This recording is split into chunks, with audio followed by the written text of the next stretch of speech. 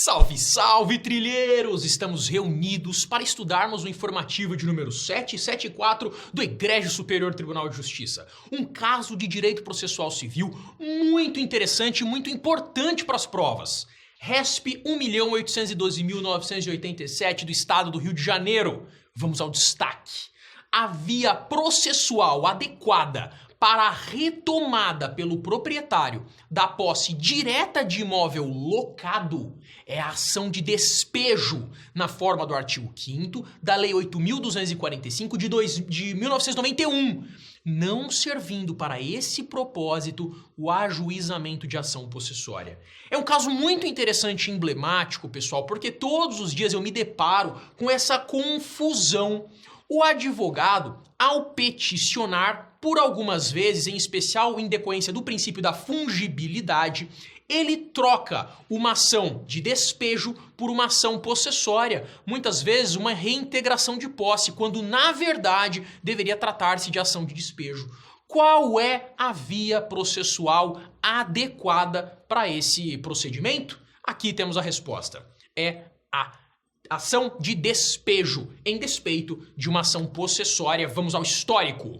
A controvérsia cinge-se à possibilidade de conhecimento de ação possessória de reintegração de posse ajuizada para reaver o imóvel alugado, ao invés da ação de despejo, que por força de expressa disposição da Lei 8.245 de 91 é a via judicial adequada para a retomada do bem locado. E o artigo 5º diz o seguinte: seja qual for o fundamento do término da locação, a ação do locador para reaver o imóvel é a de despejo. Portanto, pessoal, nós estamos falando de disposição incontroversa da lei. Não há margem de dúvida.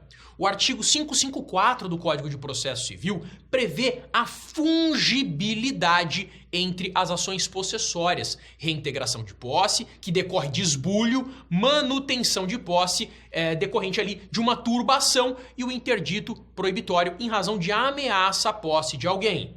Isso porque todas as três têm como aspecto relevante unicamente a posse, enquanto fato, sem referência a prévio direito obrigacional ou contratual. O que é que quer dizer? Quando a gente trata de ação possessória, a gente não vai discutir a propriedade, a gente vai discutir a posse. Então nós temos aqui uma margem de atuação um pouco maior. Quando há um esbulho, uma perda completa da propriedade, uma dilapidação desse acesso à posse como um todo, nós temos a ação de reintegração de posse. Quando há uma turbação, portanto a propriedade está parcialmente impedida, aquela posse ela foi parcialmente usurpada, nós temos a ação de manutenção. E quando há uma ameaça a essa posse de outrem, há a ação de interdito proibitório. Tá?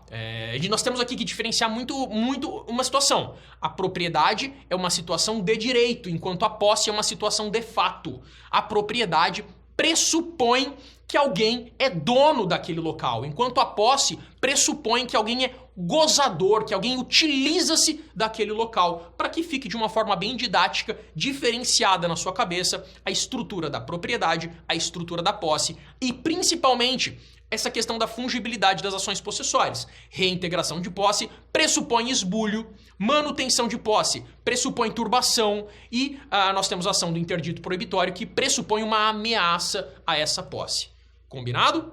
Estamos tranquilos, estamos quites com relação à propriedade, posse e as ações de reintegração, manutenção e interdito? Vamos continuar para o nosso histórico. Por outro lado, na ação de despejo, há uma relação contratual locatícia subjacente, de onde derivam ali diversos direitos e deveres do locador e do locatário, podendo daí resultar em uma situação de posse indevida. Embora o pedido da reintegração de posse e da ação de despejo seja a posse legítima do bem imóvel, trata-se de pretensões judiciais com natureza e fundamentos distintos. Pois enquanto a primeira baseia-se na situação fática possessória da coisa, a segunda se funda ali em prévia relação contratual locatícia regida por norma especial, o que consequentemente impossibilita sua fungibilidade.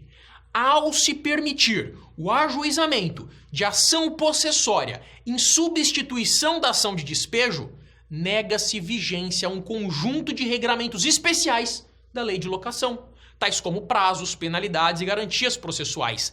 É dizer, se eu substituir a ação de despejo pela ação possessória, eu pego a ação de despejo e jogo na lata do lixo. Então, nós tiraremos aqui desse nosso caso de litígio todos os prazos previstos na lei de despejo, todas as garantias previstas na lei de despejo, o que seria inadmissível no ordenamento jurídico. A jurisprudência do STJ firmou-se no sentido de que, havendo comprovada relação locatícia, a pretensão de retomada do bem imóvel deve ocorrer por rito próprio, pelo ajuizamento de ação de despejo, justamente em razão de lei especial no sentido concreto do nosso litígio. Combinado? Só nesse julgado nós estudamos uma série de institutos. O Instituto da Reintegração de Posse, que tem ali como as suas ações em espécie a reintegração de posse, a manutenção de posse e o interdito proibitório. Estudamos também a diferença de posse e propriedade e concluímos justamente o destaque do STJ, qual seja, quando há uma relação locatícia, eu preciso ajuizar uma ação de despejo a despeito de uma ação de reintegração de posse, de manutenção de posse ou eventualmente interdito proibitório. Combinado? Caso importantíssimo, recheado de sabedoria jurídica para você aqui no Trilhante.